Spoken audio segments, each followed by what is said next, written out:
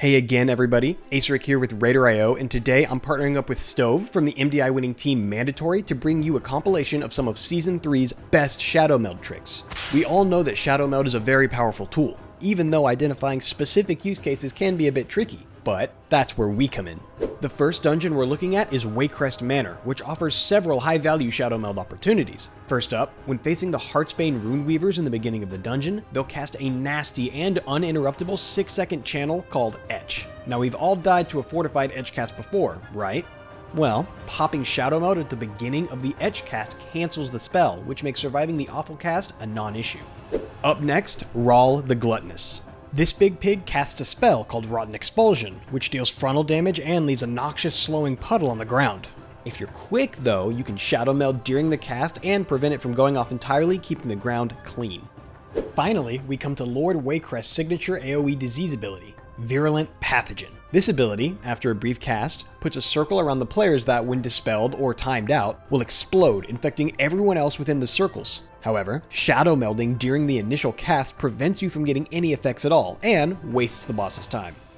Up next, we've got a couple of handy Shadowmelds in Galakron's Fall, starting with the Time Stream Anomaly mobs before the second boss. They cast a scary debuff called Bloom, inflicting heavy damage to you and another ally, but if you can catch it before the cast gets off, Shadowmeld stops the Bloom cast entirely and prevents any damage. Another deadly targeted spell in Galakron's Fall comes from the third boss, Blight of Galakron, who casts an ability called Corrosive Infusion, granting the party an orb. But the initial Corrosive Infusion cast can be Shadowmelded to prevent any application at all.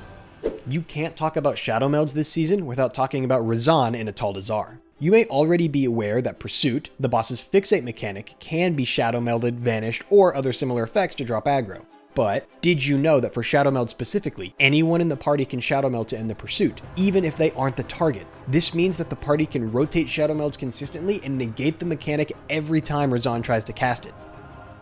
Another targeted channel to be negated comes from Darkheart Thicket's final boss, Shade of Xavius. Xavius casts Feed on the Weak on a member of the party, causing them to take steady damage over 5 seconds, which can be potentially fatal in higher keys. You can escape this deadly cast, as well as other Xavius abilities like Nightmare Bolt and Growing Paranoia, with the help of our good friend Shadowmeld, and turn a potentially fatal cast into scarcely a blip on your healer's radar.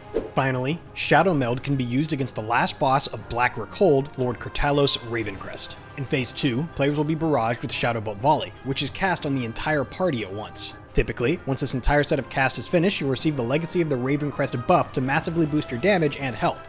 However, by Shadowmelding the Shadowbolt Volley 2 separate times, you can trick the game into giving you this buff early, making the entire volley a breeze.